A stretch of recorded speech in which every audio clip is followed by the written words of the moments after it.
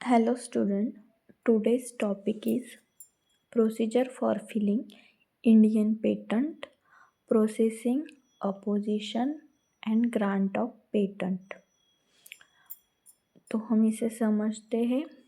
To apply for a patent you file an application using forms from www.ipindia.nic.in at the correct Indian Patent Office branch based on where you live, paying the required fees, and this office handles your application according to Indian Patent Law। इसका मतलब है अगर हमें patent apply करना है तो हमें एक एप्लीकेशन फाइल करना होगा ये फॉर्म यूज़ करके, जो हमें www.ipindia.nic.in से मिलता है। और उस करेक्ट ब्रांच जो इंडियन पेटेंट ऑफिस की जो करेक्ट ब्रांच है जहाँ हम रहते हैं, वहाँ से जो near correct Indian patent office की ब्रांच है वहाँ जाके हमें ये फॉर्म फिल करना है। और जो नेसेसरी रिक्वायर्ड फ़ीस है वो हमें वहाँ जमा करनी है। देन वो ऑफिस हमारा जो एप्लीकेशन है वो इंडियन पेटेंट लॉ के अकॉर्डिंग हैंडल करेगा। ये procedure for filing Indian patent law, processing, opposition and grant of patent, इसके अंडर जो प्रोसीजर्स है और जो पॉइंट्स है वो हम कवर करेंगे। फॉर्मेलिटी चेक, फर्स्ट पॉइंट है formality check. The application and the fee are immediately checked for formal requirement. जो भी एप्लीकेशन है और जो फीस है एप्लीकेशन के लिए लगने वाली वो हमें इमीडिएटली जमा करनी पड़ती है। देन हमें application number and receipt issue हो जाती है ऑन सेम डे। सेकेंड है secrecy and publication. The application is kept secret for 18 months from filing date। जो भी हमने पेटेंट का एप्लीकेशन फिल किया है वो 18 मंथ्स के लिए सीक्रेट रखा जाता है from the filing date, and 19th month में उसे पब्लिश किया जाता है in official journal. Request for examination, the application is examined only upon request. जो भी हमने एप्लीकेशन भेजा है वो एग्जामाइन तभी होगा जब हम उन्हें रिक्वेस्ट करेंगे। And this request can be made by the applicant और third party within 48 months of filing date. And जो रिक्वेस्ट है वो हमें एप्लीकेंट को या फिर थर्ड पार्टी को, जो हमने एप्लीकेशन फॉर्म फिल किया है उससे 18 मंथ्स के अंदर हमें उस रिक्वेस्ट को, एग्जामिनेशन की रिक्वेस्ट को बताना होता है। आफ्टर दैट एग्जामिनेशन होता है। In examination examiner receives the application with in 1 month of request. जो हमने रिक्वेस्ट की है देन वो एग्जामिनर उस रिक्वेस्ट को रिसीव करता है within 1 month. The examiner checks if the invention is eligible for a patent and meets patentability criteria. वो एग्जामिनर चेक करता है जो हमने इन्वेंशन किया है वो एलिजिबल है पेटेंट के लिए या नहीं, वो पेटेंटेबिलिटी क्राइटेरिया को फुलफिल करता है या नहीं। एग्जामिनर उसे एग्जामिनेशन करता है। First examination report, examiner is having a period 1 to 3 months to submit report to controller.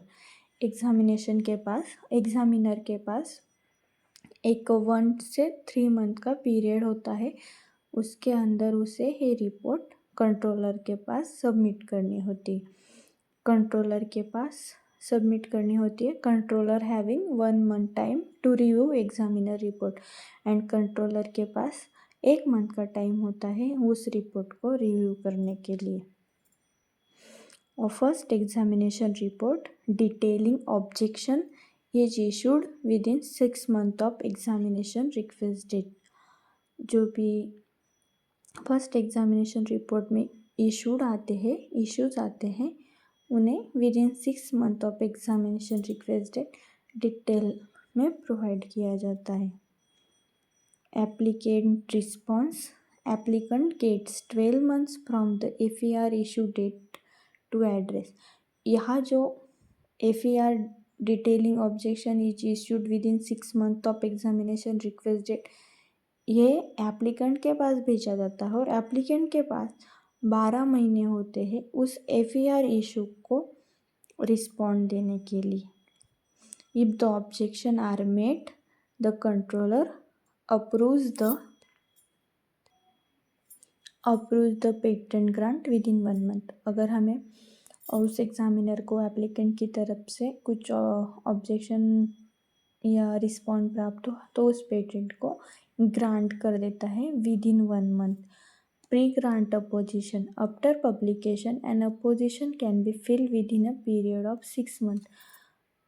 जो हमने पब्लिकेशन करना है पेटेंट का उससे पहले अपोजिशन फिल किया जाता है 6 month के अंदर। Examination of opposition the opposition document are send to applicant who has 3 month to respond. जो भी अपोजिशन आया है उस 6 month के पीरियड में वो एप्लीकेंट के पास आता है और एप्लीकेंट को 3 month दिए जाते हैं उस अपोजिशन को रिस्पॉन्ड करने के लिए। Consideration of pre grant opposition after reviewing an opposition and hearing arguments, the controller decide whether to reject the opposition and grant the patent or accept opposition and reject patent। जो opposition आया है उसके arguments hearing करने के बाद, उसके argument सुनने के बाद कंट्रोलर डिसाइड करता है इस अपोजिशन को रिजेक्ट करना है, पेटेंट को ग्रांट करना है या फिर इस अपोजिशन को एक्सेप्ट करना है और पेटेंट को रिजेक्ट करना है। This decision must be within 1 month from the date of completion of opposition proceeding. और जो है प्रोसेस है वो विद इन 1 month हो जाने चाहिए। Patent certificate issued with in 7 days। जो पेटेंट का सर्टिफिकेट होता है वो विद इन 7 days इशू हो जाता है। The patent grant is officially announce in the government general. जो पेटेंट ग्रांट हुआ है वो ऑफिशियली अनाउंस किया जाता है गवर्नमेंट जनरल में। Fee for renewal renewal fee must be paid within 3 to 6 months from the date of patent is recorded in register. जो भी रिन्यूअल फीस है वो हमें 3 to 6 month के अंदर जमा करनी होती है। After that no fees are required for the first and second year. जो भी फर्स्ट एंड सेकेंड ईयर का रिन्यूअल होता है उसमें हमें कोई फीस नहीं लगती है। Yearly renewal fees are mandatory from the 3rd to 20th year. हमारा जो पेटेंट होता है वो अप टू 20 ईयर होता है। इसके लिए 3rd ईयर से 20th ईयर तक जो भी रिन्यूअल फ़ी होती है वो हमें जमा करनी पड़ती है। The patent will expire if renewal fee is not paid with in the specified period. अगर हमने patent fees with in specified period नहीं दी रिन्यूअल के टाइम पर तो हमारा पेटेंट एक्सपायर हो जाता है। This is the next topic, revocation of patent.